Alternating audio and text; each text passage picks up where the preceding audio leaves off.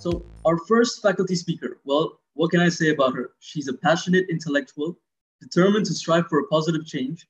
She's the first woman dean of engineering in the MENA region. Oh, and did you know, she loves cats. Ladies and gentlemen, please give a warm welcome to Dr. Sirin Tekinay.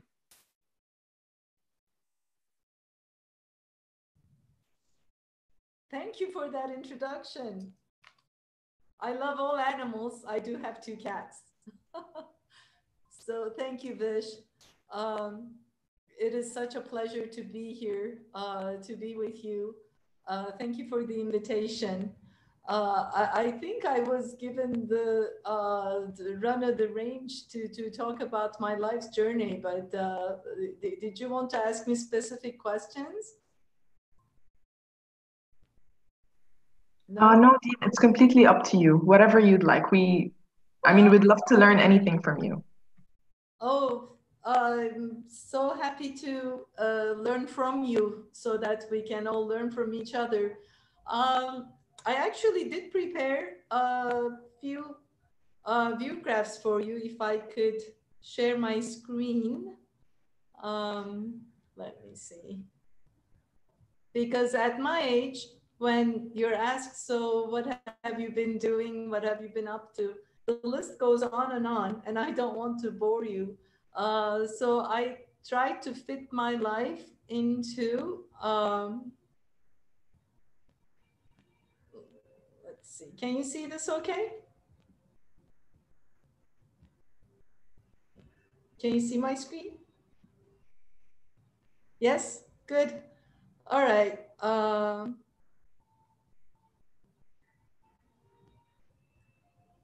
So as Vish suggested, there are many things I did as the first person to do them. And one of them, the last one, is what I'm most proud of, to be the first woman dean of engineering in our country. But I'm not happy with being the only one.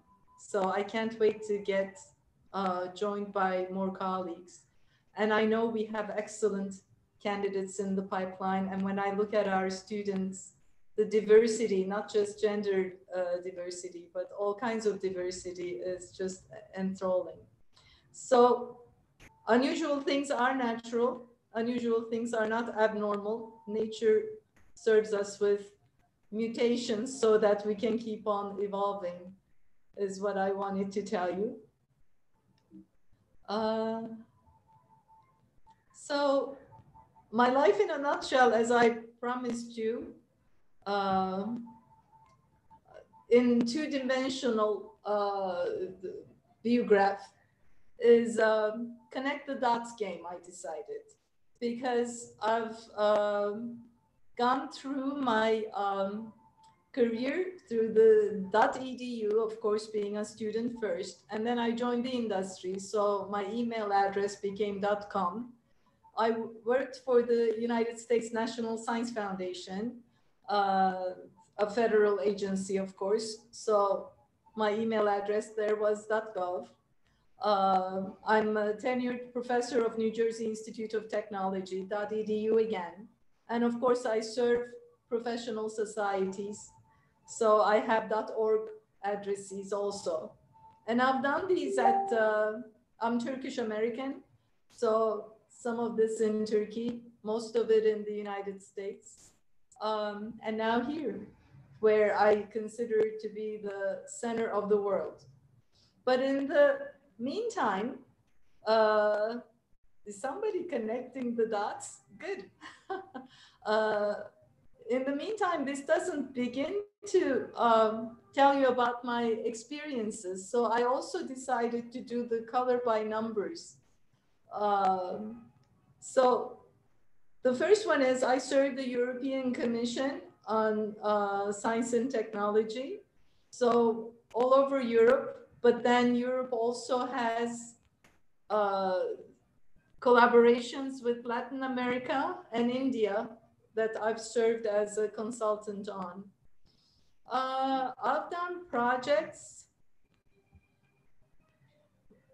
in Australia, North America, the Far East in Japan.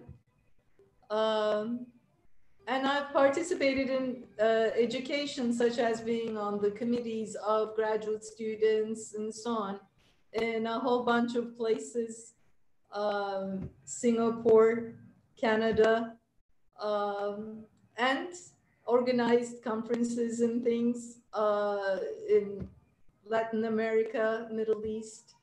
And I also served the European Engineering Education Society and things like that. So when I do this, oops, I find that I need to do more things in Africa and Asia. That's what this map is telling me.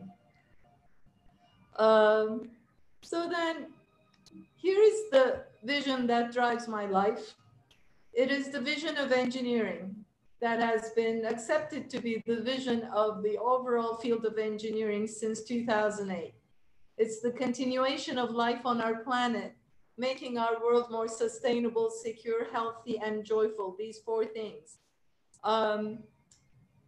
I love this photo. I put the vision on this photo because it's the picture of a coral reef.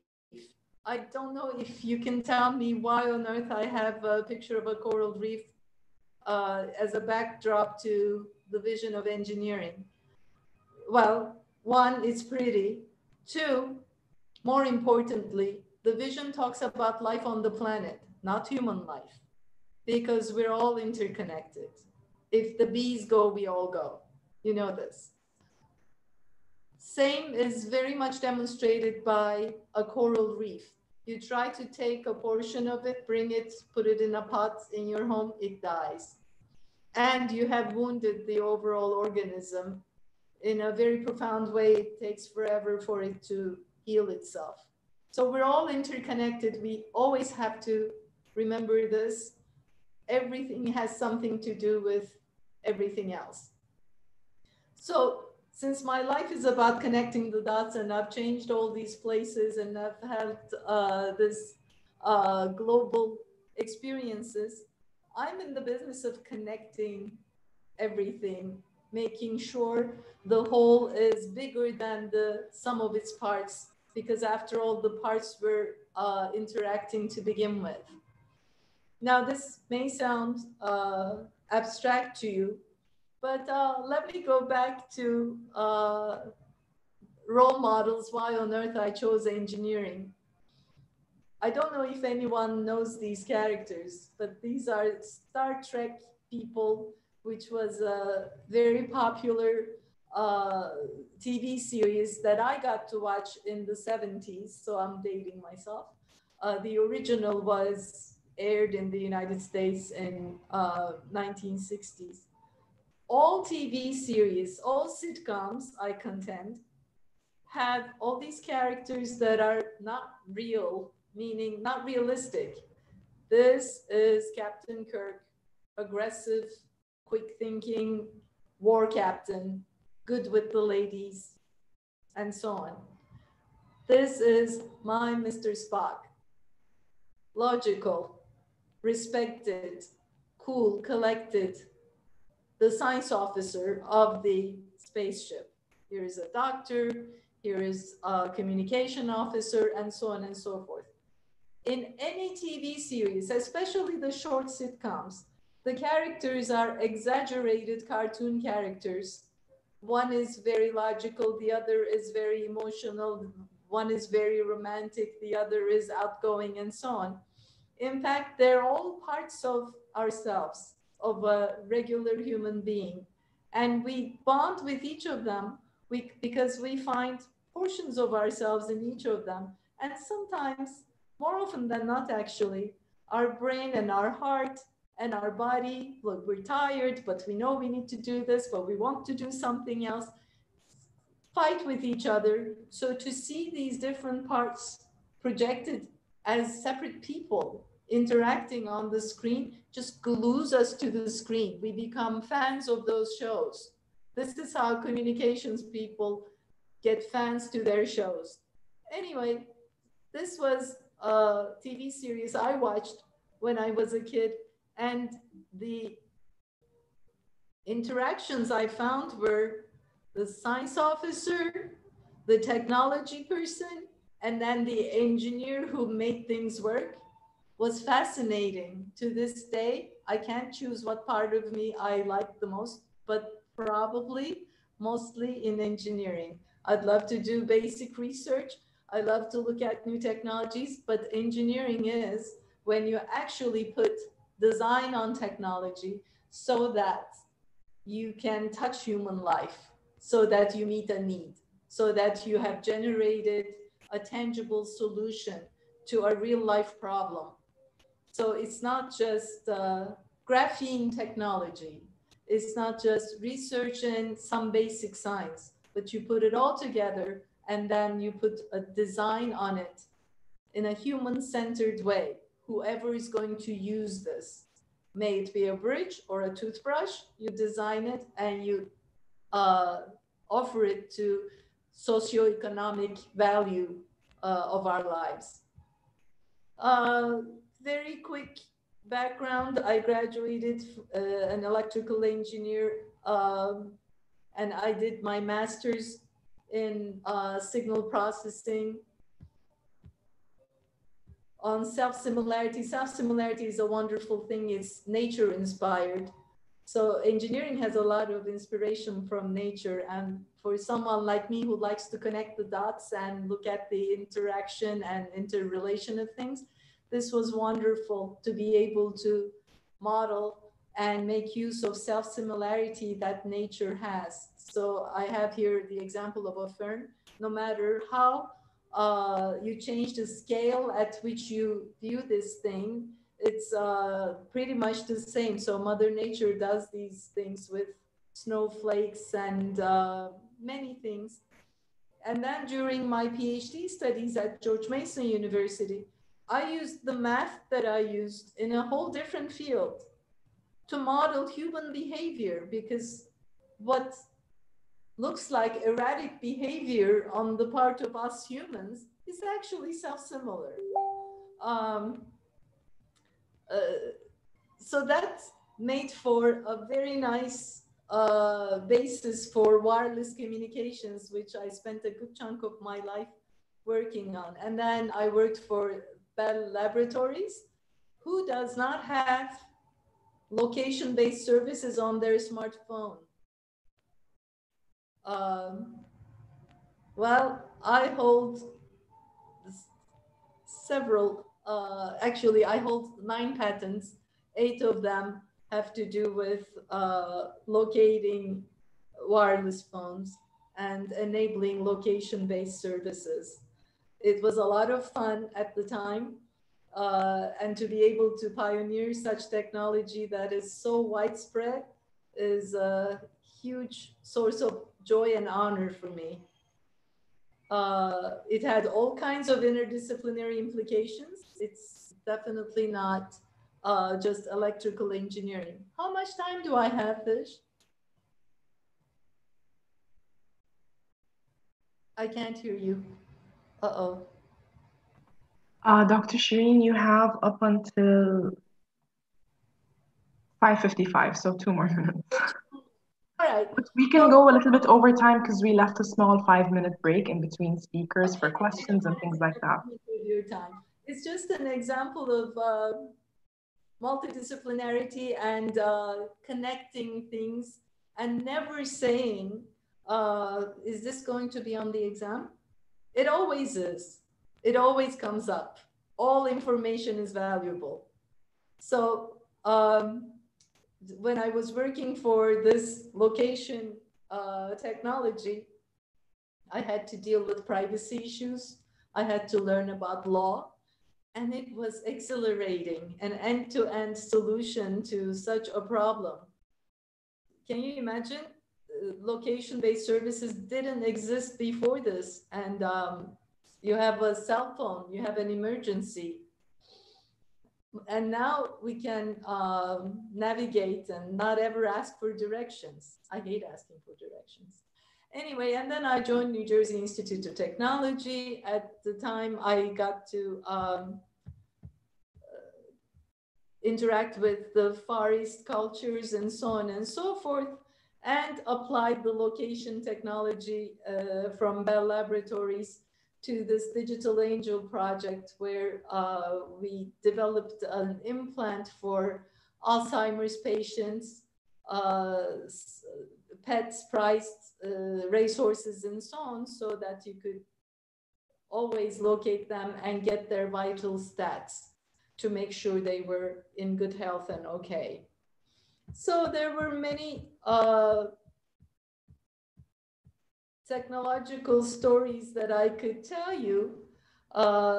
Most recently, of my 20 years in the United States, I served the National Science Foundation as a director of computer and information sciences and engineering. We did a lot of multidisciplinary and transdisciplinary work there. So complexity and interaction of complex systems was one of them. And then I relocated to Turkey in 2008 in Istanbul. I just want to give you one tidbit about my relocation to Turkey. I was invited to start this brand new university as the vice rector for research and technology. Much like with the Bell Labs blank slate job description, it was the same. It was, my job description was to come up with a research agenda of a new university.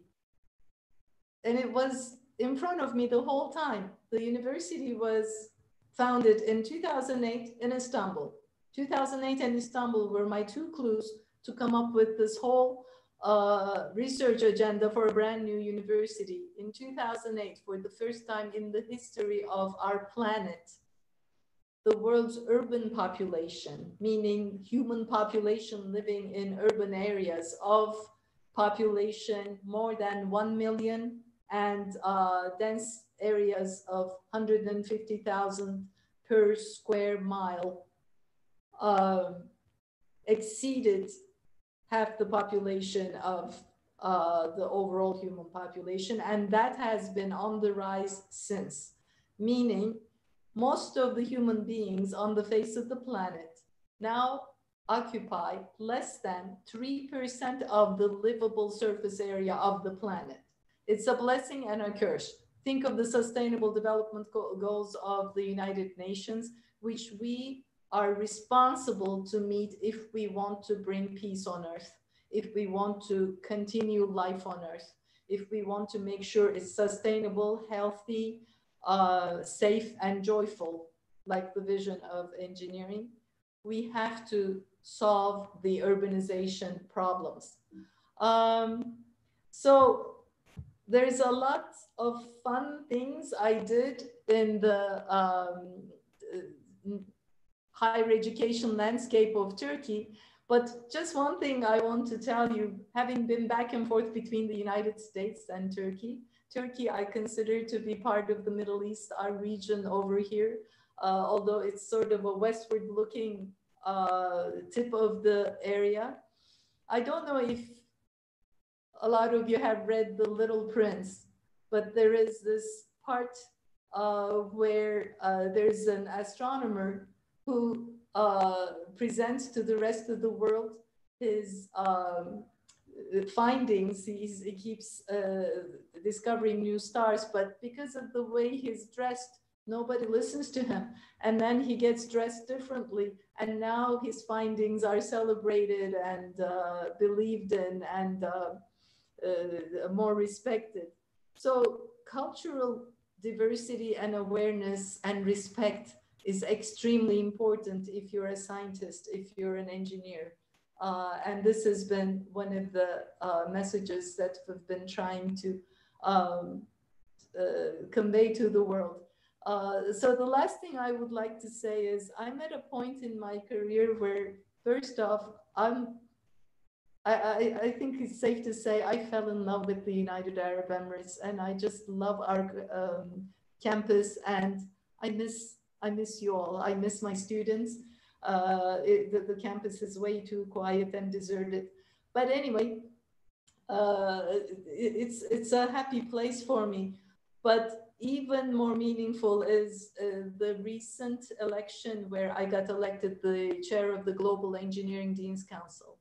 This gives us, all of AUS, especially the College of Engineering, the bird's eye view of what's happening in the global engineering community.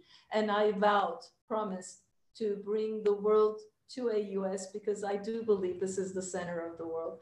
And how I'll do that is through our student engagement and leadership.